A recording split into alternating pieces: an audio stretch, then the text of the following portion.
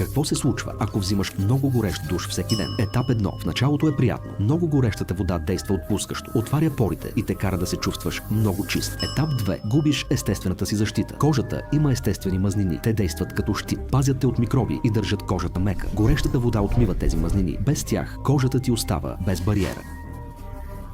Етап 3. Суха и сърбяща кожа. След няколко седмици кожата започва да се усеща опъната. Става суха, зачервена и сърби. Може дори да се появят малки пукнатини по кожата, особено по ръцете, краката и гърба. Етап 4. Състаряване по-бързо. Жегата уврежда частите на кожата, които я държат гладка и еластична. Това води до бръчки и кара кожата да изглежда уморена и безжизнена. Кожата старее по-бързо от нормалното. Етап 5. Кожата става супер чувствителна. След месеци с горещи душове, кожата започва да реагира на всичко. Сапуни, парфюми и студено време може да парят и дразнят. Това не е алергия. Причината е, че защитната бариера на кожата е нарушена. Изводът да си вземеш горещ душ от време на време е окей, но всеки ден не е добре за здравето ти. Вместо това, използвай топла вода. Тя пази кожата ти много по-добре.